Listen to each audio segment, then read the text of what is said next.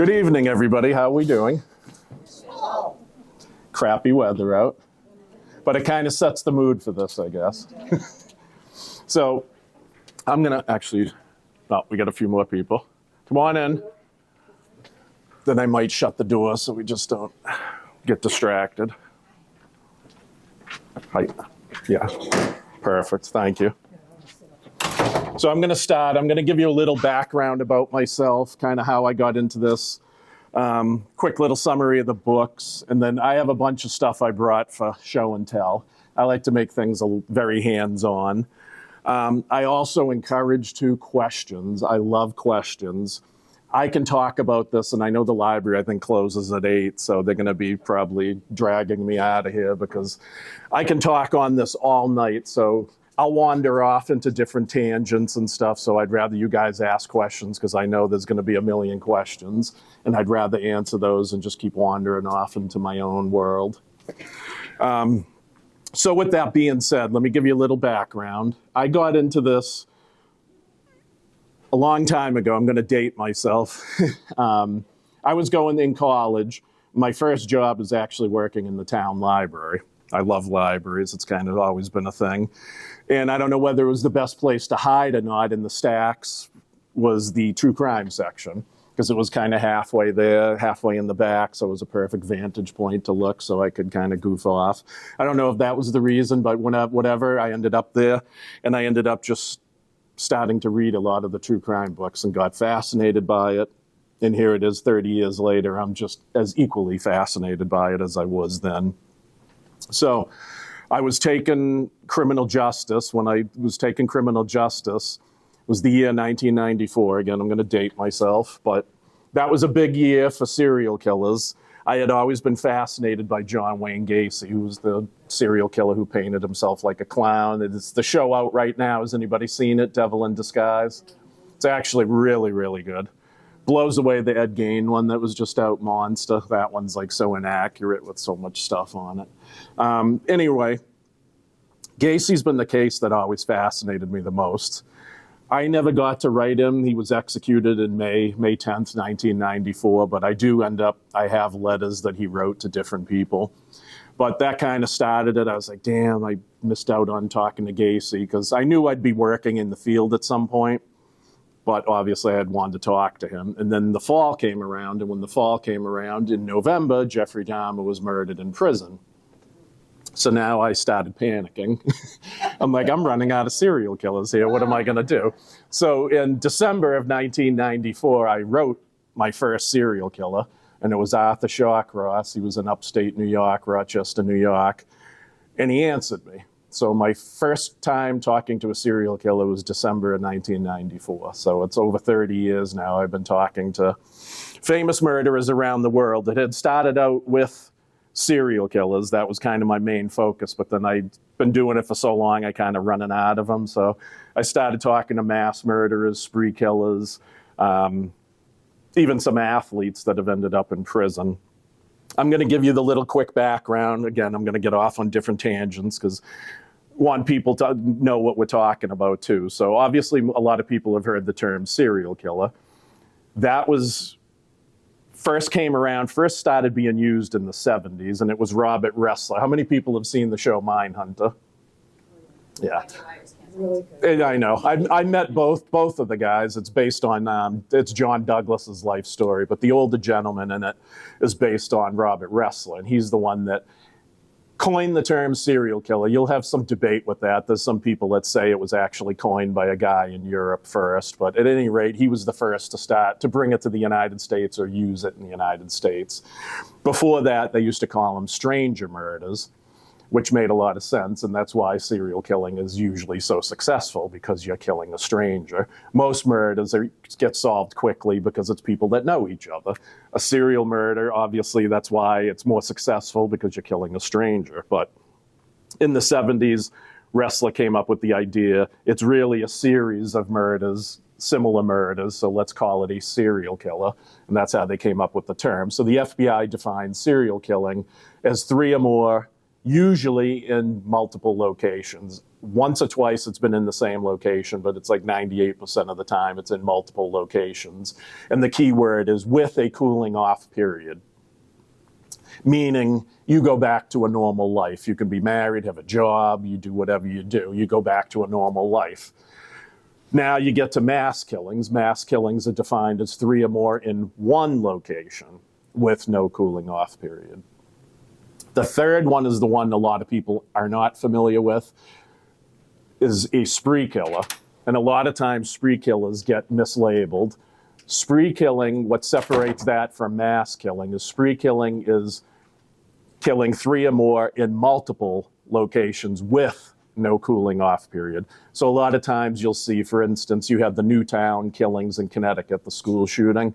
That gets mislabeled, the school shooting, a mass killing. That is not a mass killing, that was a spree killing because he killed his mother at the house first and then he went to the school. So now you're in multiple locations with no cooling off period. So that makes it a spree.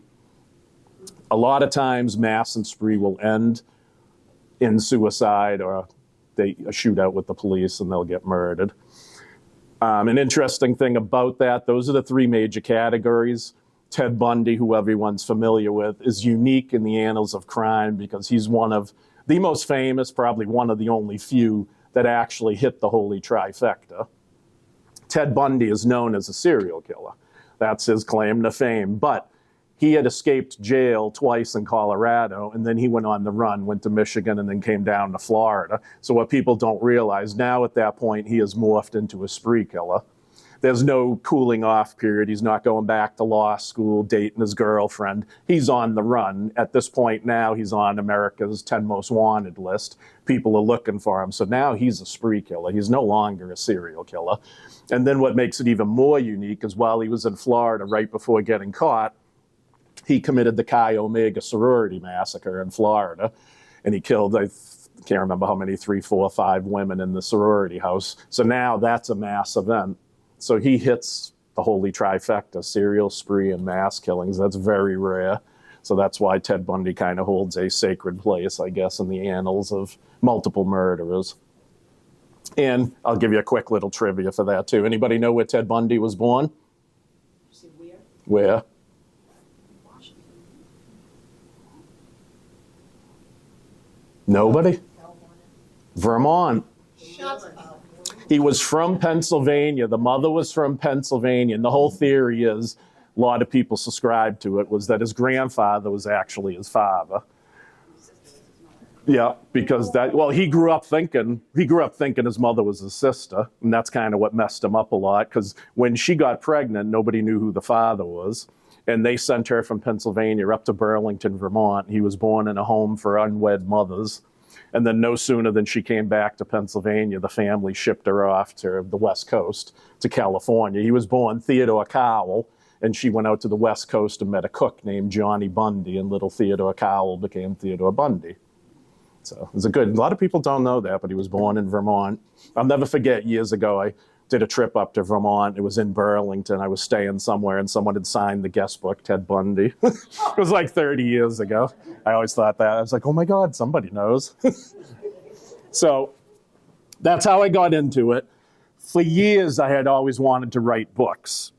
Didn't have the confidence in myself, I guess. You know, I was younger, getting experienced in the field. My first job was working Shirley Max, the Supermax prison. I worked Walpole when it was a maximum. I've worked Essex County Jail in the North Shore. I've worked mental hospitals. I've done Section 35. I've pretty much done it all. I've met every big name murderer pretty much in Massachusetts face to face. And I had always wanted to do a book. Again, I didn't really have the confidence. Over the years, I've met a lot of true crime authors, went to a lot of book signings and stuff, kind of always hoping I could do a partnership with somebody.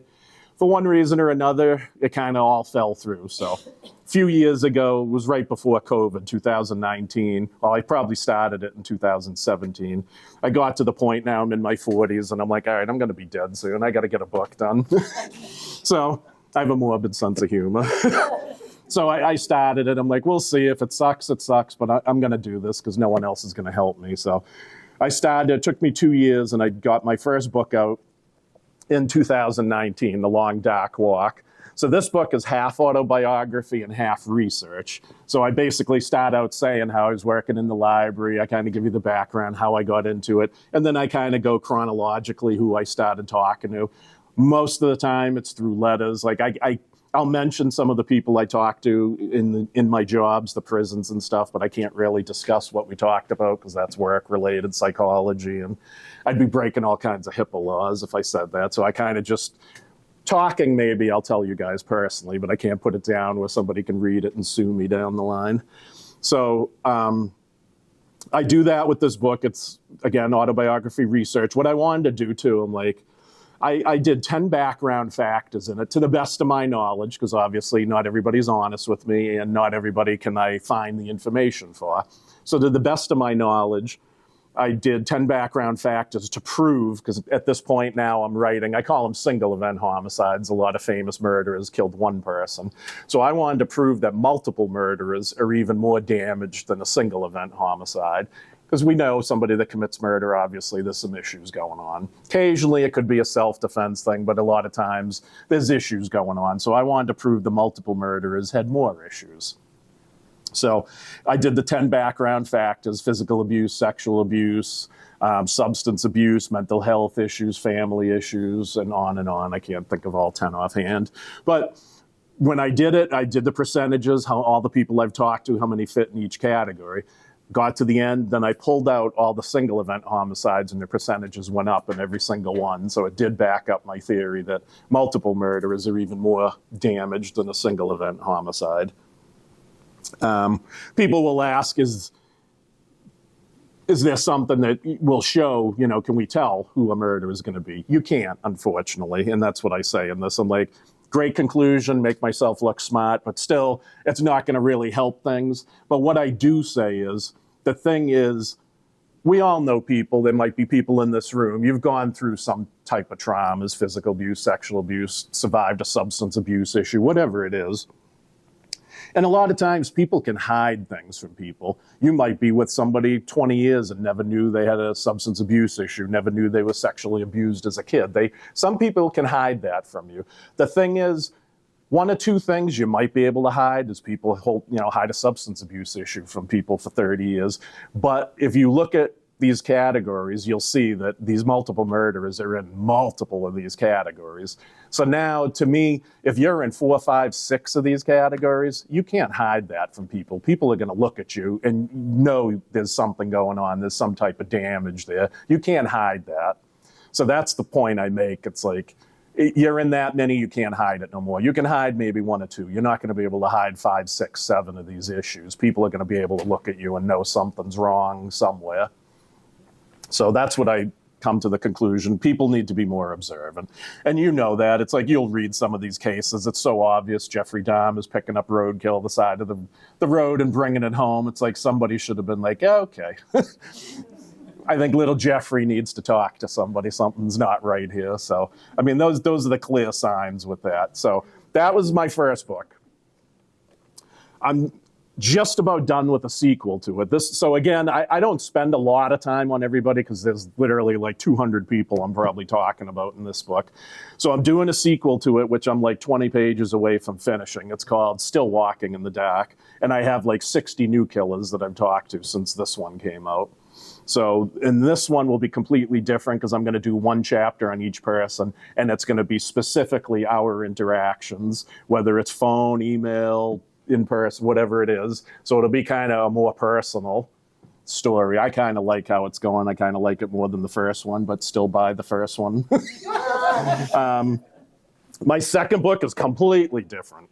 I kind of went a whole different way. It's called Serial Shorts. So I do 7 short stories on 7 real-life serial killers. I use facts, but I make a story, so it's actually both fiction and nonfiction. I am working on a sequel to that, but it's kind of been in the back burner. I got like 40 pages, started 7 new stories. But the big thing, I want to get that third book out, and I was hoping it would be out by today, but it's still not. I have a podcast coming out. I was hoping, again, I was told it would be ready. They're just editing it, so I was told it was going to be out for Halloween. Obviously, it's probably not going to be. It's going to be the same title as the first book, The Long Dark Walk. And what I'm doing, this is going to totally blow up big because I'm not just talking the cases and stuff. I actually have the killers calling in from prison, so I'm interviewing them live on the phone. So it's going to be really cool. You guys will definitely like it. The first season I have, has anybody seen the Hulu documentary Dead Asleep about Randy Herman? He claims sleepwalking. So I interview him on the first season. I interview his wife, who met him since he's been in prison, and I interview his new doctor. So they're going to be on the first season. Anybody seen The Devil You Know? It went a couple seasons. They were different people on it. So Barbara Rogers was on that. She's in the first season. She was part of a cult that believed that aliens live among us and they're lizard people. And then she killed her boyfriend. So I interview her. That's a really fun one. And then the third person I interview he's not as well known. There hasn't been anything done on him, but is Ryan Sumstead. He's in Texas. He's a West Point graduate, 140 plus IQ, almost genius level IQ, was working as an engineering, making a lot of money. He strangled his wife. So I interview him, and that's a really good one too, because the facts of the murder never came out because he took a plea deal. So if you Google him and find anything, all you know is he strangled his wife. And he opens up in the interview and explains everything. So you'll enjoy that. So these are interviews that are going to be on your podcast? They'll be on the podcast, yeah, which should be out any day. I was hoping it would be out for today. And I already have season 2 all booked. We can't start recording until we get this one out. But if you watched Mindhunters, do you know the woman that was helping them organize all their data? That's based on Dr. Ann Burgess. So she's agreed to be on season 2. So I'm going to interview her.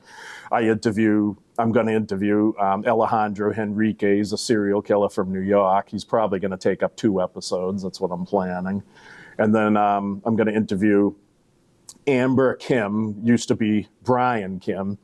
He was, at the time, like a 17, 18-year-old boy in Washington State, and he killed his parents. And since he's gone to prison, he's kind of transitioned to a girl now. And he's gotten in trouble because they put him in a female prison. He got caught having sex with a female inmate because he's still technically a male. It's a whole that could be a lecture. But he's been in the papers a lot, so I'm going to interview them. Season 2, I'm also going to interview a gentleman that worked at Walpole that I've met at some author events. So I'm going to let him tell some stories because he's not worried about getting sued.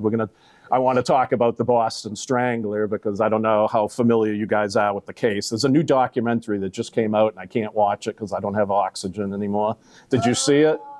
Yes. Who do they suggest? So I've reported it and just started watching it. So Okay. I haven't gotten that Because in my view, yeah, no, it wasn't. What most people don't realize, people always assume it's him. He was never convicted of a murder. He was convicted of a series of rapes. People don't realize that. They think he was in prison for murder. He was in prison for a series of rapes. The whole thing with him this was back in the late 60s into the 70s. People don't realize, too, back then there was no Son of Sam law, which I'm going to talk about. Son of Sam law is a law that's different by each state, which prohibits you from making money off the notoriety of your crime. Back then, there was no Son of Sam law. Back then as well, Walpole was one of the most dangerous prisons in the country. There was like a murder a week there. So the insanity defense also hadn't really been used a lot back then. So he had a whole deal set up because he shared a cell at Bridgewater when he was being evaluated with, in my view, the real Boston Strangler, George Nassar, who I met when I worked at Walpole. And what's funny is if you watch the movie that came out 2 years ago, the Boston Strangler movie, was pretty good. It was based on the 2 female reporters that kind of were tying a lot of the stuff together, and they basically suggest it wasn't DeSalvo either. They mentioned George Nassar in it as one of the big suspects. And what's ironic is I knew George Nassar was sick years ago. He had started to get dementia when he was at Walpole. And I was like, I've still never heard of him passing away. What's going on here? And when that movie came out, all of a sudden people where's this George Nassar? We want to talk to him. So then the DOC, literally a day after the movie came out, had to issue a response. Oh, yeah, he died like 7, 8 years ago. So to me, that proves how they covered it up. They didn't even want to mention it because usually any big name inmate, especially if people thought of you as a suspect, you'd see it in the paper, but they didn't even want to mention it because that would get people thinking about it again. So they just didn't say nothing until they had to. And to me, I'm like, oh, that's a red flag that they were totally covering that up. So the thing with DeSalvo too, he shared the cell with NASA. NASA fed him all the information because NASA didn't ever want to get tried for it. So DeSalvo's admitting to this because he wanted to avoid going to Walpole. He's like, I'm going to plead insanity. Nobody had really used it back then. He's like, who else is insane? I'm like the first serial killer in United States history to like in the spotlight. Looking back now, we know there were others, but he was the first to be like publicized. So of course I'm insane. Who's not going to say I'm not? So that was his ploy, and he had a swindler POS of a lawyer. Does anybody know who it was? F. Lee Bailey.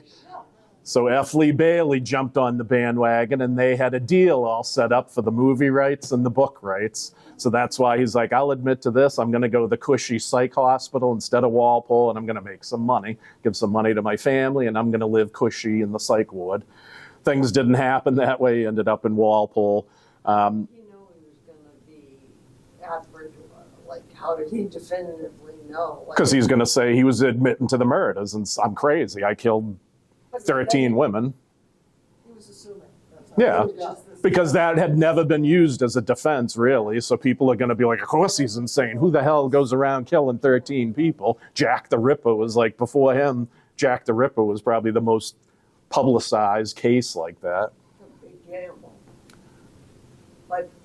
But it's worth it because he was going to prison for life anyway, because they had him for like 10, 20 rapes. So he was going to prison for life. So why not go for it? Because I don't want to go to Walpole. But he ended up getting screwed, went to Walpole anyway. And he wrote weeks before he died, he wrote a poem about the Boston Strangler, hinting he's still out there. And then he had talked to, was it F. Lee Bailey or one of the other people involved in the case? And he's like, show up tomorrow, because he was kind of getting fed up that he was at Walpole and all this. And he's like, show up tomorrow and I'm going to tell you the real story. And guess what happened when they showed up the next day? He was dead. Nobody's ever been tried or convicted of his murder. They say he owed drugs to somebody, but that was a convenient setup to happen because they don't want to admit that they wanted to solve this because people were going to lose their jobs in the police department and everything. So it's like a lot of times that'll happen. We got to solve this. He's willing to say, okay, yep, he did it. Because if you read a lot on a lot of the different people involved in the cases, the detectives will all say that so many of the things didn't match up. Like he'd say one thing here, one thing there, and it's like maybe 40, 50% of it didn't match up to the actual crime. So that's the whole little, see how I can get off on a tangent. Maybe he's with that state. Maybe. They set up, there's been so many times it's happened. Whitey Bulger was a setup. That was a setup to happen. Jeffrey Dahmer was a setup to happen. Where I worked was so bad that when the priest got killed, I met Druce that killed Father Gag, and that was a setup to happen. I mean, that they do certain things. They'll leave doors open, let somebody go in. Like Jeffrey Dahmer was working with another guy, and they let the paranoid schizophrenic murderer in. And then you can tell how they cover it up because it was Christopher Scarver that killed Jeffrey Dahmer, and then he disappeared from the prison system. Because I'm on, I know where every prisoner is. You can go, there's websites, find him. And it was like for 15 years, you could not find him. They buried him so deep because they never wanted anybody to talk to him. So that's he would say, oh, yeah, well, the guards left the doors open for me. So it was just like literally maybe within the last 5 years, all of a sudden you found him. And last I knew, he was in a prison in Florida. So that tells you something too. All right. I'll get into this. I got so much stuff I want to show you because we'll be here. I can talk all night. So, Can I just ask yeah. do you have someone you desperately want to have on your podcast you haven't been able to nail down yet? Without giving... Alive or dead? Alive. Alive. Dead is good, though, too. God, I would have given anything to sit down with Gacy. Yeah. Absolutely anything. Alive.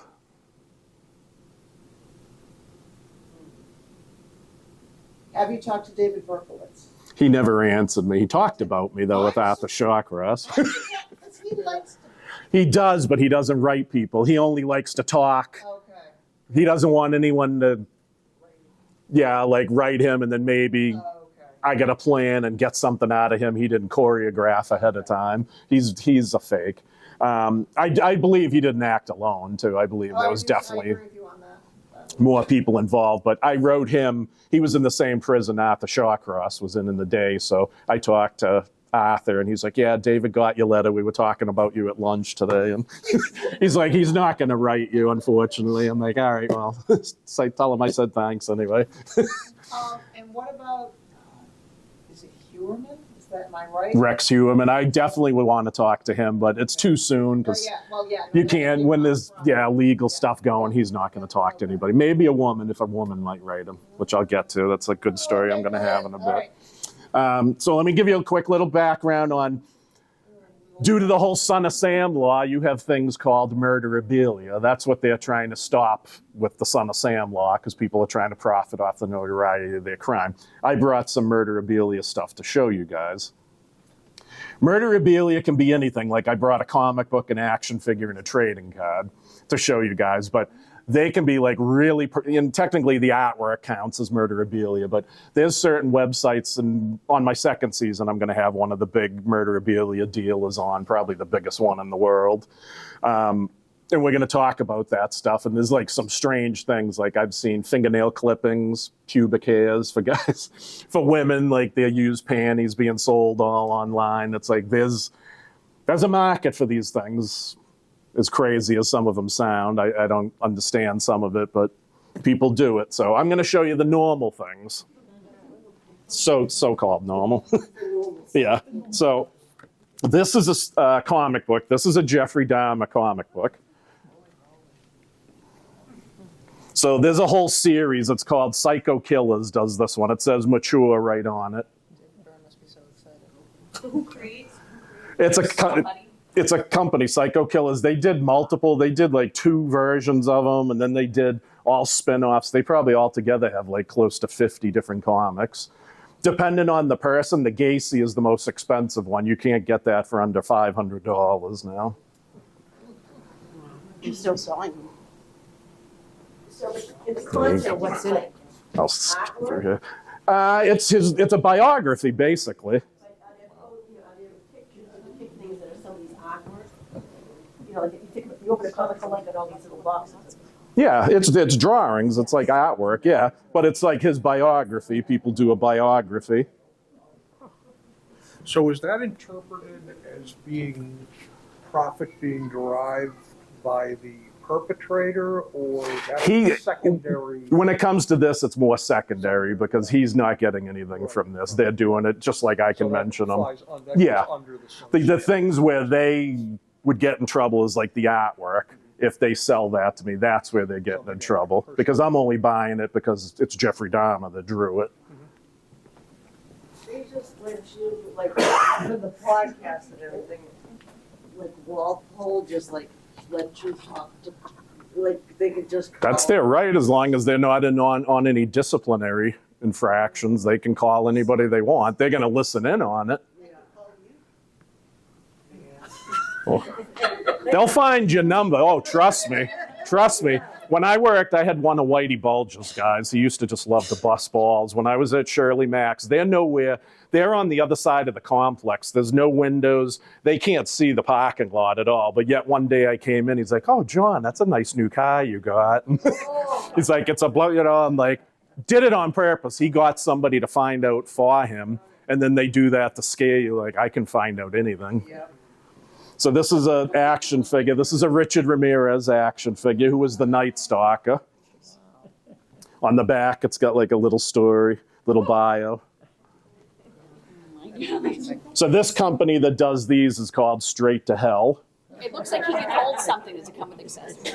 This one doesn't. There's a few different companies that do these. This is the most famous one. Like they probably do about 50 different killers. And they have two versions. They have a version just like this with just him. And then they have another version that does like a little insert here. And they have a piece of a letter that he actually wrote to whoever runs this company. So those ones are like numbered. There's only maybe 50 of them and they cost a lot more. These usually go for like $40. Those. Chopped up the letters. Yeah. So it's not going to be really worth anything. Did you see F. Lee Bailey's Marshfield house with the helipad? No. I'm not a big fan of F. Lee Bailey. Now he sold it. My best friend met him too, because he was living in Lynn for a while in the what the hell do they call it? Some garden district, I think. And he said he was an absolute asshole to him when he met him.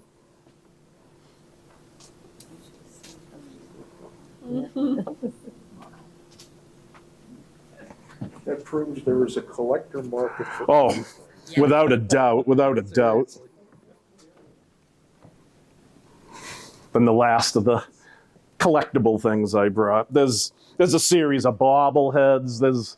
You got T-shirts, coffee mugs, puzzles. Yeah, there's puzzles. I was going to bring in a puzzle.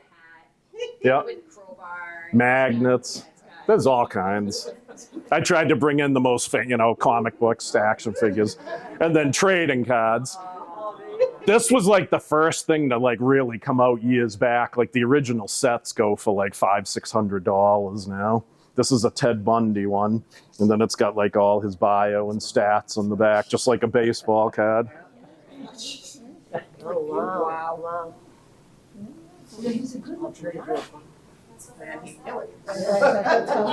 The thing that kills me, I got a crush, I guess you say, on John Wayne Gacy, but like it's always Ted Bundy.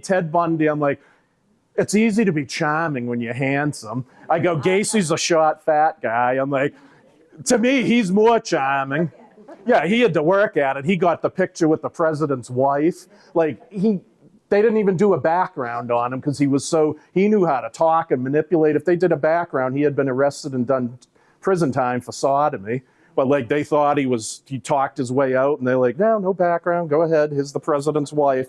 That blows my mind. At the time in the history of the world, he's the worst killer, and he's got his arm around the president's wife, Rosalind Carter.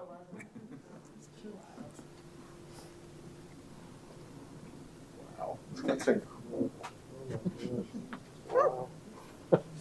There's probably like 5 or 6 different sets of these now too. All right, let's see. Oh, well. When you talked about Casey's ability to talk to people. Yeah. Shh. We go back to the serial killer with the cooling off period. Yep. I don't know if the DSM-5's caught up with this or not, but is there a distinct difference in the relationship between psychopaths and sociopaths? That's the one it depends who you talk to on that. I've heard so many different definitions for both. I believe it is in the 5. Yeah. 5 now. Yeah. Because it seems that people that can slide back into Normality. Yeah, they know enough about the rules to do that, but they don't like the rules, so they do the other thing. Yep. So something like that. Yeah. What people don't realize is sociopaths are way more common than you think. How many people, we probably, it's like 1 in every 30. We almost got that in this room. Like 1 in every 30 people are a sociopath. But what you don't realize is it's like 0.001% of them are violent. Most of them just don't give a shit, but they're not going to go commit a violent act. And most serial killers, 99% of serial killers, though, are sociopaths. They're those 0.001%. Then you get psychopaths. The way I always look at it is like a sociopath. Like if you're leaving the room here tonight and you trip and fall and I'm behind you, I'll just probably step over you and be like, whatever. But a psychopath might stop to see if this gentleman kind of gives you a kick when he goes by you. Oh, that was great. Good job. Psychopath wants to get a little more out. Sociopaths kind of just don't care. Psychopaths are more into the I do care. I want to see you miserable. I want to make you miserable some way, emotionally, physically, however. That's the kind of way I interpret it. But again, I'm in the field, and it's like every time you talk to someone different or you read a thing, I'm like, God, I can't get a straight answer. I was just curious your opinion, because that's what I find if you read books and stuff. Yeah, they're all different. Yeah, so- I don't think anybody knows the real difference. This is the way I interpret it, the way I feel. I could be wrong, I don't know, but that's the way I've kind of done it. All right. So yeah, let's see. Where should I start? So we'll start with this one. All right. Then we could go into that. This is a serial killer. He was supposed to be on season 1, but a lot of the prisons now, like I had so many letters. I got over 1,000 letters from people around the world. I've talked to killers in England, Canada, Trinidad. I've talked to people everywhere. So most of it was letters. In my first book, I think there's like maybe 2 people towards the end that I have some emails from. Now, though, like everybody's emailing. All the killers now, you can, and the prisons want that. They want them to have a tablet in their cell because the way drugs get in a lot of times is through the mail. People can put stuff in the letters and the ink and stuff, and that's how they'll get stuff in. Even the few places that will still take letters now, a lot of times, like if I'm writing I know Pennsylvania does it. I talk to a lot of people in Pennsylvania. The people in Pennsylvania, if I were to write them a letter, I have to mail it to Florida. It goes to a company in Florida who scans it, and then they email it over to Pennsylvania, and they'll get a copy of it, and then the original is destroyed. So this is a way they prevent a lot of the drugs coming in. So a lot of the people I'll talk to now would rather do the email because nobody's a postal worker here, right? I always have to ask this. Oh, are you? I got to bite my tongue then. The Postal Service hasn't been too good the last few years. Probably after you retire. It coincides with your retirement. We'll put it that way. Yeah. So like a lot of the mail's kind of been bad. So I've kind of gone the way I might as well just email them all. So you email everybody, but of course, if you're a murderabilia dealer, emails aren't going to be worth what a letter's worth. But it's easier, you get it a lot quicker and everything. So a lot of people I talk through, there's about 4 or 5 different websites that you can communicate with inmates on, apps you download. So this particular individual I wanted on season 1. He was going to be on season 1. He's a serial killer, Robin Geck. He was part of the Ripper crew in Chicago. There were 4 of them. They used to go around killing women, collecting their nipples. I'll leave it at that. He denies he ever actually did it. He says it was the other guys. He's never been tied by DNA, so I don't know if it's true or not. He was going to be on season 1. His son actually had gone to prison for a murder of a drug dealer. Spent, I think, between 10 and 20 years and ended up getting retried, and they ended up dropping the case and letting him out. He also had his daughter just died last year. She was in her 40s. He's probably in his 70s now. Thinks he's going to have a shot to get out, but we've had developed a good relationship. We used to talk on the phone once a week, and I wanted to have him come on. I want to try to do some different things when I have the people come on. I don't want to talk all about the crimes 100%. Like Barbara Rogers, actually, the one that came on that was part of the cult, she actually talks about cyberbullying, which I thought was interesting because she was part of this cult, which was based elsewhere, and a lot of their communication was online. So she's claiming that she got bullied kind of to do what she did. Again, I try not to take sides in these things, and that's what I tell these people. I'm like, listen, I'm going to just give you a chance to air your story. Everybody deserves that right. Whether or not I believe you is another story, and I'm just going to try to keep my opinions to myself. So I wanted to actually have Robin come on and give a unique perspective of being like a parent in prison, having his daughter die outside of prison, his son go to prison for murder like he did, and he was going to be on board, but then the prison switched their apps, and it's like communicating with him now, it's kind of back to the snail mail through the post office, because the app that he's on now is the worst one, and no matter what I do, I can't get it to accept the money to do an email with him. So I'm still hoping I'll get him on at some point, but this was a thing he had sent me last Christmas, a drawing.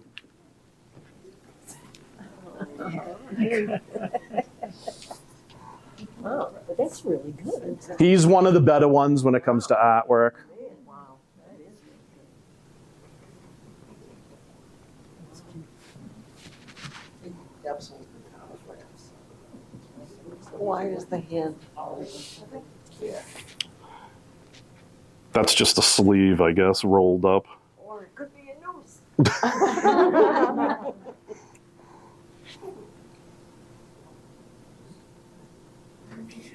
What is he given to draw that? By me, or? No, by the prison. What are they given to? Well, it depends what he can afford. If he can afford pencils, pens, paper, he's got the right to get whatever he wants.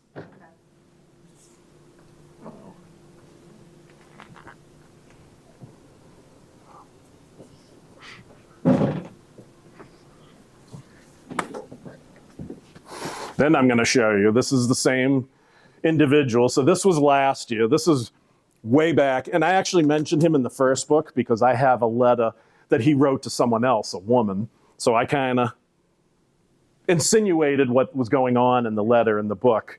And then he kind of totally, and I say it's going to say it in the second book when it's out, kind of was, after talking to him myself, he was like way different than I expected from the letter I had read from the other person.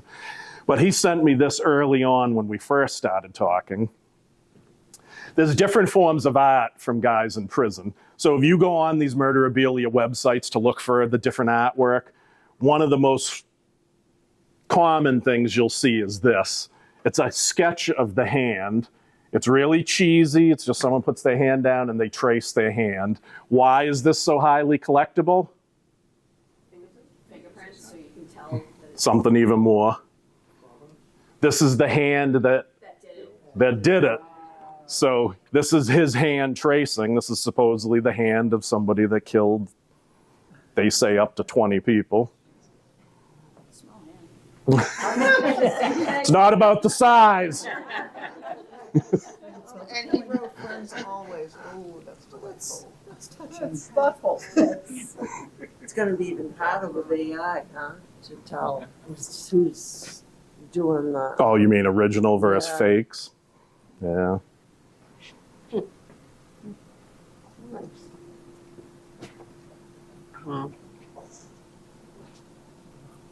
And you say you think he's guilty? You know, I'm not sure. There is no evidence really to prove that he was involved. There were two brothers and then another person and then him. And he had, one of the brothers was babysitting for him and his wife. And he ended up firing him because they were using drugs and drinking while babysitting the kids. Do you have these all up in your office? I have them all. They're put away, locked and under lock and key. I do have a whole office. It's all portraits of serial killers, but just from regular artists, all their stuff I put under lock and key. Nobody's getting to it in case anybody wants to rob me. All right, so we've done these two. Do I think? I don't know. I'm kind of on the fence with him. Do I think he really did it? I don't know. Who was killed? It was a whole bunch of different random women. They'd pick women up off the streets. There's no DNA to prove him. And what's screwed up is, we can talk about the criminal justice system. What blows my mind is it is not applied fairly. This is why it's you can't really be for the death penalty. In this case, there were 4 of them. One was executed. His brother is free now. And then he's still in with the other guy. So how do you have 4 of them that supposedly were involved in all these murders? One gets executed, one gets let free, and the other 2 are still in. Are they the ones that drove around in the van? Yeah. Yep, in Chicago. Yep. And the thing is, there's people, when you read about the case, will say he was actually an employee of John Wayne Gacy, Robin Geck. I've asked him that. What's funny is I asked him, I think I got it in a letter. And he's like, no, I never met him. I was like, were you at the same prison? No, something. And then we talked on the phone one time, and I'm like, of course, I didn't get it recorded. And on the phone, he's like, well, we were in the infirmary together once, but I never met him. So I'm like, all right, here we go. There's some. So I don't know. He denies. He said that was a story made up. One of the other guys told it to the detectives because they wanted to hear something crazy. So that's what he told them.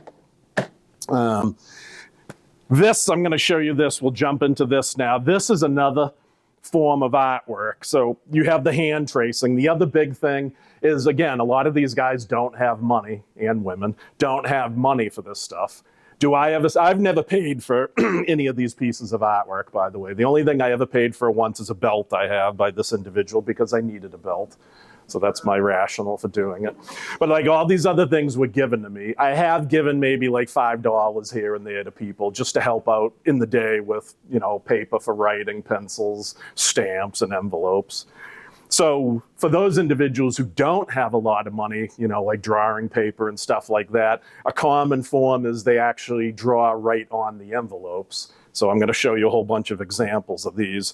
These are two different serial killers, both whom are now deceased, both of whom were in California, Philip Jablonski and Roy Norris. Roy Norris was part of a duo with Lawrence Bittaker, who I wrote as well. Lawrence Bittaker was one of the probably biggest egotistical assholes I've ever talked to. Roy Norris would be, when you get partnerships like this, one more than likely has to be a dominant and one has to be a submissive. Roy was the submissive of the two, and it kind of makes sense that he draws a rose on his thing. And what was ironic, which I'm going to mention in the second book, the sequel, because they both died after the completion of this one, was that I think Lawrence died first, if I remember. And it was literally like within 2 months, Roy died after him. And I was like, almost like a married couple that's been together. So they'll do artwork. I'm trying to understand, you say they'll use the envelope. Yeah. This is going to be mailed to you. Yeah. So, okay. So the mailman thinks I'm crazy, yeah. First mail something to him. Oh, yeah. And then did you include a plain envelope inside your piece? No, they just... So they can get... You can't mail envelopes to them because you could put, the ones that you lick, or even the ones that are sticky, you could put something on that where they would lick it, and that's how the drugs get in. A little bit difficult to get paper, but they can get envelopes. Well, it all depends on money. They had trouble getting these too, but obviously he's saving money than wasting a sheet of paper by just drawing on the envelope.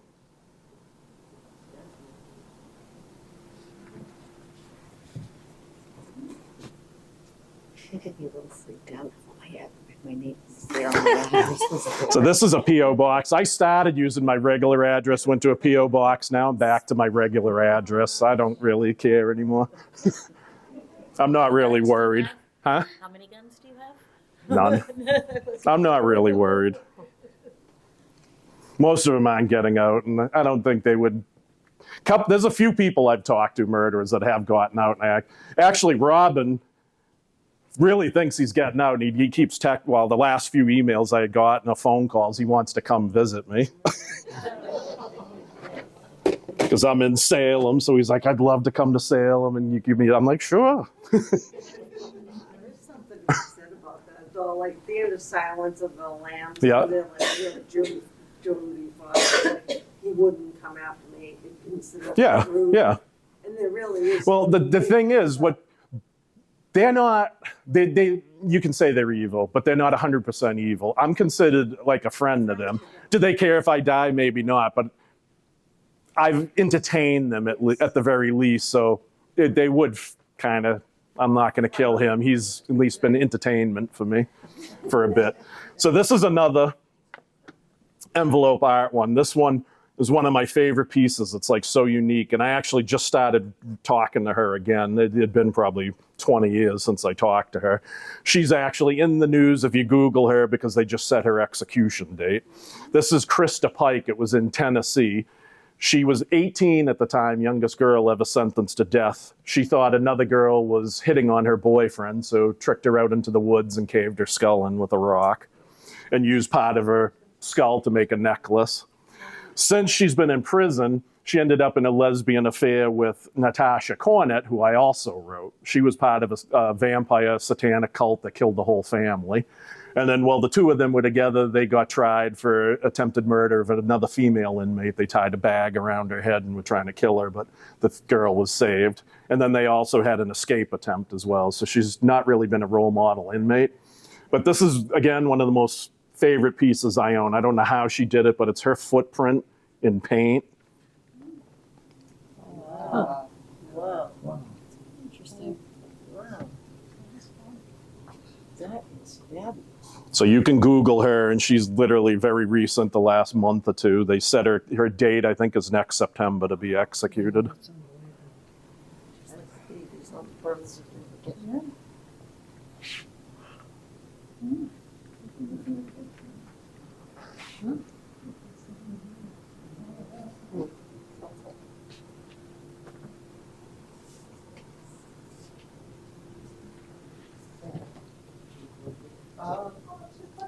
Tell where you grew up. Me? Salem. My accent? She was 18 at the time. Not when she did this, at the time of the crime. My accent? Everybody comments everywhere I go. Someone asked if I was from New Zealand. I'm like, no. I didn't know that there was a Salem. I'm from Dorchester, so I mean, I'm very, You never heard of Salem? I mean, of course I heard of Oh. Salem. I didn't know, I've never heard of a Salem accent. Oh, people from Salem ask me where I'm from, so I'm like, here. I mean, I can travel to California and say, this is Boston. I took a test once and they tested my art ability and they said I was, A serial killer. they said I was a sociopath. No, but, it's, okay. But I'm not. No, I bet so. What were you drawing? Kids kicking kittens? Or? I was a psych major. It's all right. Most of us psych majors have issues. That's why we get into it, to figure ourselves out. So this was another form of envelope art. This is Eric Houston. This was in California in the 80s. This was kind of one of the first school shootings. Wasn't a big one. He didn't kill as many as they're killing now, and it was more on the slower end. But he was obsessed with the comic The Far Side. Does anybody remember The Far Side? So you'll see the similarity with... And he would always like bring up politics too and mention Trump. I think this was his first election. I'm like, don't put these things on an envelope that's coming to my house. You're gonna have the Secret Service at my house. So are these both from him? Yeah. Yeah. So he's been in prison since the 80s then? Yeah. Okay. I can see. He was only, I think he The was, similarity to the Far Side. yeah, I can see yeah. that, He was only, I think, 18 to 19. It was the school he had just graduated from. He went back. Is he still alive? Yeah, as far as I know, yeah. I love the Far Side. That's why he's just sent me so much. I'm like, oh my God, like everything he'd draw on.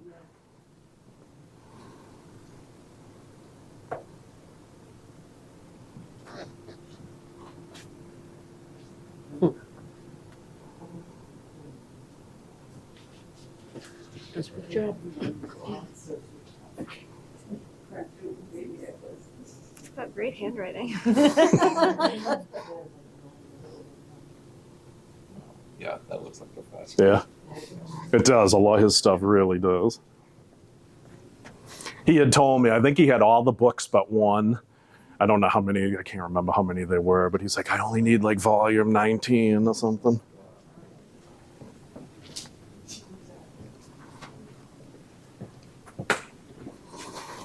Any questions? I have a general. All right, yeah. You mentioned that you've spoken to British serial killers. Yeah. So I was just wondering, Which ones? Peter Sutcliffe. I did. No way. The Yorkshire Ripper. What's funny is he didn't answer me at first. The first time I wrote him, he had his psychiatrist write me back because he had changed his name to Peter Kunkunen, I think it was. He's dead now. I don't know if you know that. Yeah. He was in bad health, though. I think he had been stabbed. He had only one eye. Like inmates had pretty much cut an eye out. I wrote him. I wrote Ian Brady, the Moors murderer. He's a weird looking dude. He's dead now. He's Yeah. old. That's like from the early 60s. Yeah. Yep. Late 50s, 60s. Yeah. Is it just those two in England? Canada, I wrote Clifford Olson. He had killed a lot of children. He's passed away. I wrote Robert Picton, the pig farmer, who just got murdered in prison. Yeah. They just had the guy, he's going to court. He put a pitchfork or put a broom handle through his skull. I wrote Robert Picton. Who else in Canada? I wrote David Hilton. That's one of the athletes I wrote in Canada. He was from a boxing family. They're famous. His father, him, his brother were all world champions. He married, if you're boxing fans, I'll go off tangent. He married Arturo Gotti's sister, and then she claimed that he molested their 2 daughters when they were getting divorced, so they put him in prison for it. And he got out, but then he violated, went back. But I rode him as well in Canada. I'm trying to think if there was anyone else. It's hard when you write overseas to know if they get it. I tried writing Luca Magnotta. Did you watch Don't F with Cats? Yes. I tried writing him. I don't know if he ever got it. That's Canada. Yep. I believe I tried writing Paul Bernardo. I can't remember some of them. I've pretty much tried to talk to everybody. That's a great case too, if you're not familiar with that, because she got let out, and it's like, I think she was more evil than he was, and she's running amok and has children and is spreading her seed and populating with probably more evilness, but that's a whole... What about Joseph D'Angelo? Did you ever write to him? The Golden State Killer, not yet, no. I don't know if he'd write. He's like old and in bad health.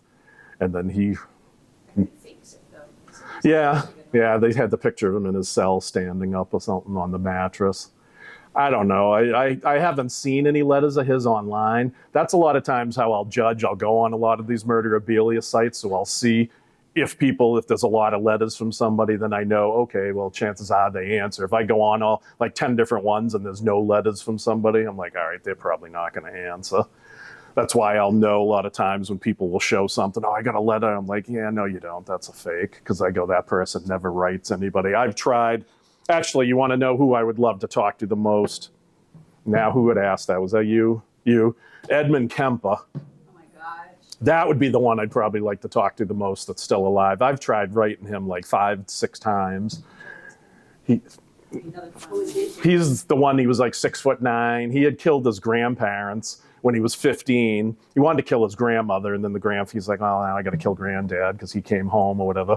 And then they put him in a mental hospital till he's like 21. And he was genius IQ. And he had memorized the psych exams for every possible version that they give you to get out of there. And he helped administer them to all the patients because he was such a role model inmate. And he got 100 on it, get let go. But before they let him go, he's like, do not send me home to my mother. That's all I ask. And what did they do? Sent him home to his mother, who was his last victim. And what did he do with her head?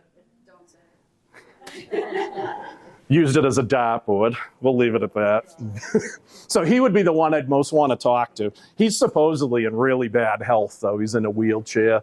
But from what I read not too long ago, even though he's in a wheelchair, can't walk, all this, he still manages to goose the female nurses when they come to administer him any type of treatment.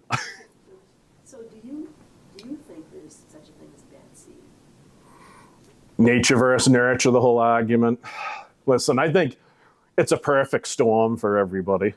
I don't think you can say one way or the other because we're all different. Again, like I said earlier, we might know people that have gone through a traumatic event, sexual abuse, physical abuse, survived substance abuse, whatever it is. Some people can get through that. Some people can get through a traumatic event. You'll never know it. They get through life. Other people, because our brains are all different, we process it differently, so it affects people differently. So it's a combination. I think it is part of things, an experience you had, but then maybe part genetic too. You're born with maybe some mental health issues, a little bit of touch of schizophrenia, and then you get molested as a kid. You combine these two things, and for you, that's the perfect storm. For this gentleman, it might not be. Again, it's all different. What I learned in undergrad, I had to take the human brain for a whole year. My bachelor's was behavioral science. I never did get my whole back. That was something I forgot to talk about. But my bachelor's was behavioral science. And the one thing I had to do, I took the human brain for a whole year. And it was like the ocean. They say we've only explored like 10% of the ocean. We don't know what's out there. And that's what the human brain was 20, 30 years ago when I took it. Now maybe it's a little more, but I think it was the same then. It was like we only know what like 10, 15, 20% of the brain does. And you see now we're making so many more strides in it in terms of like athletics, the CTE, all that stuff in brain trauma. So I think that's a huge thing, and that plays a lot of correlation with a lot of these killers too. At the Shawcross when he was young, had multiple accidents, fell off a swing, and was like blacked out for like an hour or something. And it's been documented. So there's a lot of head trauma with a lot of these killers. Charles Whitman, didn't he get, The clock tower killer, yep. he was hit in the head and then And he's another one mislabeled as a mass killer. He had killed, what was it, his wife or mother at the house? Yeah. And then he went to the school, so he's a spree killer. They always say he's the first mass killer. I'm like, no, he's not. I go, he's a spree killer. Yeah. But a lot of them had trauma. I used to write Bobby Joe Long, who was in Florida, was executed. He was the one-ad rapist, then he became a serial killer, but his wife would say he was normal until he had a motorcycle accident. He had a motorcycle accident, severe head trauma. I think he was in a coma for like a week. And when he came out, she's like, all of a sudden he was hypersexual. Well, wanted sex like 5 times a day. I'm finding porn everywhere. And then could that have caused it? Head trauma, again, we don't know what the brain does. So for certain people, that might have been the catalyst that made him into a serial killer. So is that nature versus nurture? That's more nature, I guess. Nurture, nature, no, what would you call that? That's,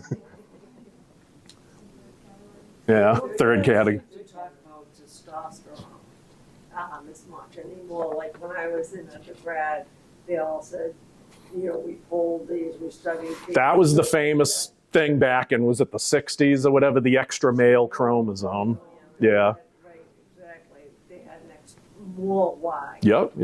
Well, it only makes sense. It makes you more aggressive. Arthur Shawcross, I'll go back to him again. The first one I wrote, Dr. Dorothy Lewis, there's an excellent, I think it's crazy but insane, HBO did it, watch it, good documentary on her life. Pioneer for women, was like one of the few women like I really idolized in the field. She was way ahead of her time. She got involved and she was doing stuff with Arthur Shawcross in the brain. She had her partner examine his brain and everything, but everyone scoffed at it when it came to trial because we're a country about revenge and retribution and not understanding. But they had identified a cyst on the interior part of his brain, and that part of the brain, they said, is the part of the brain that controls emotion. So what I can't remember exactly, but they're like, that part that it was on, if he would have an emotional response, whether it be sadness, anger, would be like 10 times that of a normal person. So when he got mad, there's your extra male. I'm like, imagine a male times his anger by 10. That could explain it, but didn't work during the trial. This is another form of envelope art. Nobody's asked it yet, but usually it comes up at some point. Who was the creepiest person I've ever talked to? Who's the one that scared me the most would be in terms of who I've met in person. Creepiest, I didn't get to meet him in person. It was through the mail, but still creeped me out nonetheless, was Haddon Clark. There was a documentary just done on him, a Netflix one, I think last year. Watch that one if you get a chance. Something, the devil and Jesus, I don't know, something like that. Because his cellmate, he thought he was Jesus because he had long hair, so he was confessing to his cellmate, something along that line. But you want to talk nature versus nurture now. Genetics. His father was all a mess growing up. His father ended up committing suicide. His brother killed a girl and ate her. And then he ended up killing a whole bunch of kids. He had ties to Massachusetts. He used to spend his summers on the Cape. I can't remember if it was his aunt lived on the Cape. But he would go there. He's in prison in Maryland, so you can Google him. He was on the front of the Herald and Globe for a while, years back, because he's like, I'll tell you where there's some bodies. I buried a few kids or whatever. So he's like, I want to lead you there, though. So they're like, all right, we'll let you. So he's like, but he goes, I want to wear a dress when I do it. So they put him, he was wearing an old lady's dress, and they brought him to a cemetery on the Cape, dug in a few spots he recommended, never found a body, but they found a bucket, and the bucket was full of jewelry. So they theorized a lot of those were probably trophies that he took from people. So this is some of the artwork he does on the envelope. I got a bunch of stuff he drew. Again, really creepy because it's little girls and the hair color just changes on him, but it's like the same face and it looks a lot like the face of his first victim. And he has them all doing sign language, so it's really creepy. And then what he did that really creeps me out the most was we probably exchanged maybe 6 letters, and then on the last one, he's like, I'll tell you what, he's like, I will tell you all the details of my first murder, but I want you to write me back pretending to be a 7-year-old girl. And I was like, so I never answered him again. So he would be the creepiest. What's his name again? Haddon Clark. D-E-O-N. D-E-N. Haddon. Hayden Haddon.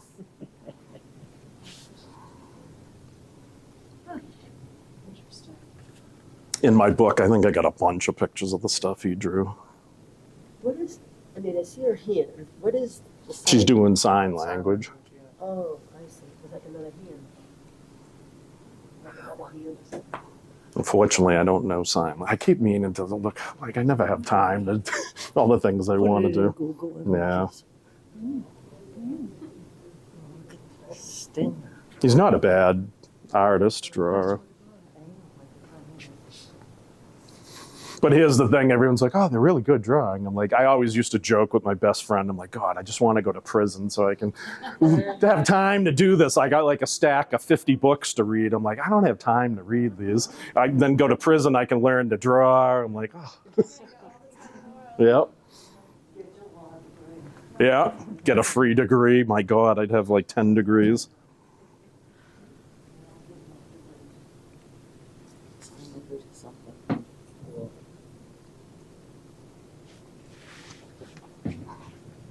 It's interesting though that there's a predator-prey theme. Yeah, there you go. Yep. You know, I mean, Very true. Yeah. You want to say that? Did everyone hear what he just said? well, now the same relationship is it's a predator-prey situation. Very true. You got the animal, you got the fish going for the, yep. Very true. Yep. Wonder if that's unconscious that he did that or, yeah. Let's move on. When do we go? We add for time. We close at 8, don't we? Got to make sure I get through everything. So this was like 2 years ago. I think I got this at Christmas. This is Thomas Odell. This was in Illinois. He was heavily involved in drugs. He killed his parents and brother and sister. I think it was 4 people. He's trying to get out. He may have a chance. Do I think he would offend again? I really don't. But the fact that he killed 4 people, I don't think you can ever let him out. One person, maybe you can debate it. But 4 people, I'm like, even if you're remorseful, all that, I'm like, 20, 30 years ain't enough for 4 lives. All right, so I just have to say Amy Bishop. I never tried writing her yet, no. We did not know her per se, but we knew her. Went to high school with her. Yeah, wait, was it, is she from? Braintree. Braintree, yeah, that's right, Braintree. Yep. So you didn't know her though? Did you ever like, Yeah, we knew her peripherally. did she have a reputation? She was just uber bright. Right, super bright. See, people, you wonder that. That's always a debate, genius versus insanity. I had a brother. She killed her brother, and then I had him in school. Good. Yeah, at the school, right? I had 10. Oh, I had another. So this is actually a card. That's a lot of times, again, if they can't pay for a card, he made this, and if you open it up, there's actually a message in it. You said he killed His parents he and killed 4 people, Yeah. so it was all done in a together. very short period. Yeah, all at the same time, yeah. He was under the influence of a lot of drugs, though. They were strange. Yeah, I don't know. All right. Let's show a real good one now. So I showed you the Richard Ramirez action figure. Richard Ramirez is probably one of the most famous serial killers. Gacy, Bundy, Richard Ramirez, who was known as the Night Stalker. I wrote Richard for like 10 years probably. I have not a lot. Oh yeah, I got like 60 letters probably from him. I have like 4 pieces of art I brought. Oh, I brought one. I have like 4. Most of his artwork's not that great. You'll see on this one. There's one I have. I don't bring it because it's kind of offensive. It's a female in bed, dead, and the blanket like ends here, so her breasts are exposed and her throat's been slashed. And it's actually pretty good drawing because, again, his stuff is really on the primitive side. And a lot of times, like this piece and another one I have, you can go online and you'll see the same thing. Like he would make multiple drawings of the same thing, mass produce them to get them out there, because some people probably did pay him for it. Again, he just sent these to me as gifts. What you'll also notice about this is he has his face. So somebody made this paper for him, printed it out, and has his face up there, and it says, "Just do it." So this particular drawing, again, isn't good compared to like some of the ones you've seen. But if I wanted to turn around and sell this, I could get $2,000 for this. Just because of his name. So who did that? Somebody he writes. Created some stationery. Yeah, created stationery. And yeah, there's quite a few of them. All the Gacy ones had So he letterheads on it. And that he wrote it on the paper that's so good. Well, someone probably sent them all these paper with the printouts on. Yeah, it's got his face.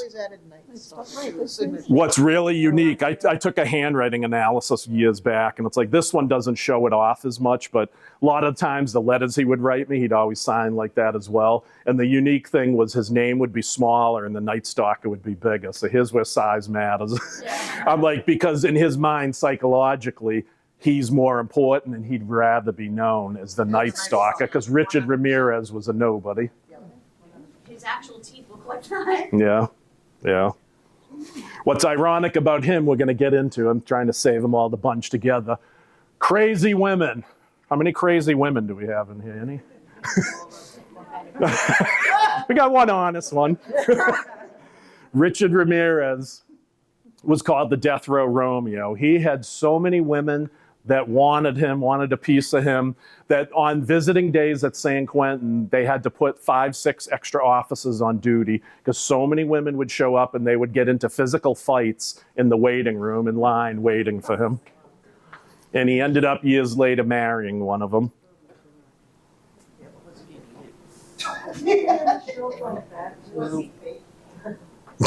Well, here's the interesting question.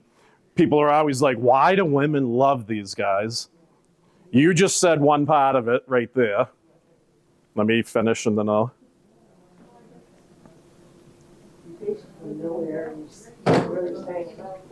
Exactly. So it's the perfect relationship for a woman. Why? First of all, you know what your man is all the time. Your man is in a cell. He is not cheating on me in theory. Of course, they end up having relationships with nurses or possibly other male inmates. But in theory, he should be faithful to you. So I know where my man is at all times. I can go out to a bar. My man's sitting home waiting for me. The second thing is you get all the attention in the world. All the women right now, like my husband never writes me poetry. My husband never wants to talk on the phone, my boyfriend, whatever. You get a guy like this, it's like, he calls me every day. We talk for an hour or two. He sends me letters every day. I'm like, yeah, because he's got nothing to do. He's in a cell 23 hours a day. He's bored shitless. So your entertainment, he'll call you because you helped kill his day. So, but women love attention. So it's like, again, I'm getting poetry. I'm getting all this. The third thing is notoriety, because now you're a somebody because of who you date. I'm dating the Night Stalker. Now, Geraldo wants you on his talk show. What's it like dating Richard Ramirez? Oh my God, it's great. Look at him on TV. You flew me to Hollywood. Yeah, we had a connection. So with that said, I'll get you another. We'll go on the theme now of crazy women. So people ask me, who's the inmate that scared me the most? And what's funny is it's not a murderer. It was a serial rapist, although I wouldn't be surprised if he killed people. It's Che Sosa. He's the most feared inmate in the mass prison system. When I was at Walpole, they wanted me to run the DDU, which is the Department Disciplinary Unit. It's kind of like underground at Walpole. This guy was in for a series of rapes, and the rapes were so brutal and heinous, like within an inch of their life, he beat these women. You can Google him. When you Google him, there's a million pictures online, and every picture you'll see a SWAT team with him. Literally, there's not one picture without 5 guys in riot gear with him because he's that feared. He was on the front of the Herald for like a year straight because he made a shank and mailed it to the head of the DOC, and he's like, I need a new color TV or I'm going to kill the next staff I see. And they gave him a color TV, and then people were going back and forth, this is how you reward him. And he's like, oh, you know, went on and on and on. But at any rate, you can Google him as well, and you'll see that he attacked his lawyer. You won't see the details, I'll tell you the details. Yeah, it's not pretty. So he smuggled the shank out up his backside from prison, went to the courthouse, met with his lawyer, took the shank out, and shoved it up his lawyer's backside. His lawyer quit practicing law, had a nervous breakdown. This gentleman also would not be allowed out of his cell, which is illegal, but you never heard me say this. This is why you can't put certain things in books, because they'll lie and they'll sue me and say that's a lie, but it's true. Like, they don't let this guy out of a cell because he's so crazy, and you're supposed to be entitled by law to get out to take a shower at least once, a week or whatever. So while he was in prison, because of all these, and while he was in prison, he used to fake heart attacks, chest pains. One time he did that, and they brought him to the infirmary, and he pulled a razor out of his mouth, slashed a guard and a nurse. So I met him the one time. He's probably the only one, because the same inmate I had at Shirley Max, who was one of Whitey's guys, used to love trying to get my goat. So he heard that they were trying to send me to Walpole permanently. And he's like, oh, they're going to love you. He's like, Che will love you there. He'll have sex with man, woman, chair, dog. And since he's been at Walpole, he's raped at least 10 to 15 men while he's been at Walpole, other inmates. He's a big guy. So with all this being said, I met him, and so that's the one that scared me. I looked at him, the way he looked at me, I'm just like, like, I couldn't wait to get out of there, go home and take a shower. I felt violated every way to sideways. So with all that being said, you see what a wonderful man he is. A nurse who was married with 3 children just saw him in prison one day and was like, oh my God, where have you been all my life? I've been waiting for you. You're my dream, man. So fell in love with him. And then he was like, I want a guard's uniform. I want to get out of here. So she got him a guard's uniform, got him handcuff keys. And then he's like, I want a gun too. And then finally she's like, I can't get you a gun. He's like, you don't get me a gun, I'm going to. And I'm going to leave out what he said he's going to do to her kids. So she finally turned herself in, realized she's in too deep, and she ended up going to prison for it. I think she got a year in prison for giving him all that. They went to his cell, found the guard's uniform, handcuff keys. So, yep. Yeah. So we'll stay on that trend of crazy women. Just I swear this is the last thing. I swear. It's going to be the last thing. Yep. But, when they used to hate the prisoners in from Walpole, because they usually didn't do it at the district level, and the district level was kind of the superior. Yep. They, like, every time they hated someone from, like, cell block H at Walpole or Cedar Junction or whatever you want to call it, it was like lights on when you looked at them. Like, that's when you were saying that, it's almost like there's a vacancy. There's there's a lot of mental illness in prison. Especially, obviously, in the 80s, that's when 90% of mental hospitals were shut down. Danvers State, Taunton State. And then most of those people went on the streets. And guess where a lot of those people ended up? Prison. They're the homeless people causing scenes because they were mentally ill. So what did they do? They ended up in prison. So you go to prison, there's a good percentage, close to 50% at least, probably have mental health issues. And then when you go to prison, a lot of times they just dope them up because they don't want to deal with them. A lot of times that's what the mental hospitals did as well, too. But, yeah. Yeah, I worked at Fuller Hospital, the small private mental hospital in Attleboro. Saw some great things there. Tell you one quick story. I could write a book on the crazy things, but again, I'd probably get sued. I tell the stories, so then I can be like, no, I don't remember saying that. But of course, now I'm going to be on tape saying it. But we had like speakers. You'd get outside speakers. Sometimes they'd have AA and NA come in, and someone came in one night, and there was a girl, and she had some severe mental health issues, and she didn't like what the speaker was saying and kept trying to throw things at. So they took like all her whatever cups, everything near her away. So she bit off her tongue and threw her tongue. I know, some of my stories I shouldn't share, but. So this is Gary Ray Bowles. How many people are familiar with Elaine Warnos? Yeah. So this is like the male version of Elaine Warnos. Kind of didn't have the chance. He grew up in a very bad home. Father was abusive, then left. Mother was seeing multiple men, always bringing men home. They abused him. Finally, one day, one of the guys that she had was like, he goes or I go. So she threw him out. He, like Elaine, he was on the streets at like 12 or 13 and had to survive by prostituting himself, male prostitute. So years go by, and he's very similar almost to Gacy. Gacy's one that would never admit he was homosexual. I don't know how familiar you are with his case. he would get so mad. All he did was kill young men, boys, but would never say he's gay. He would get enraged when you'd say he's gay. He's like, I am bisexual. I am not homosexual. And it was kind of ironic because Gary was like that as well. Like, he'd say, I would never do anything to them. I would let them do something to me. And then years later, when he becomes a serial killer, he killed men that picked him up. They were older men, and they would pick him up, and then he'd kill them in the process of a sex act. So this is a drawing he did. I have a picture of him I'm going to show you too. He was a really good artist. I wrote him right up until the time he was executed.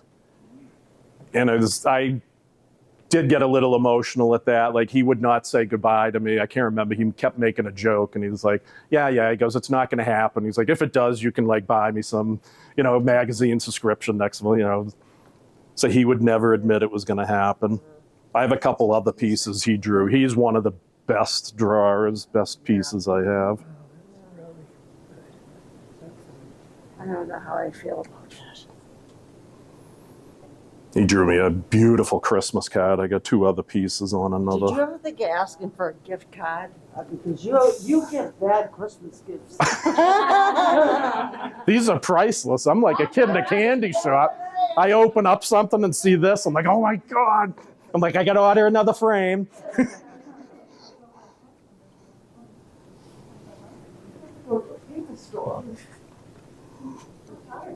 Be like a tattoo artist. Yeah, I was gonna say that, yeah. I didn't realize I should probably be holding these up for the camera. They're not going to get to see them that good.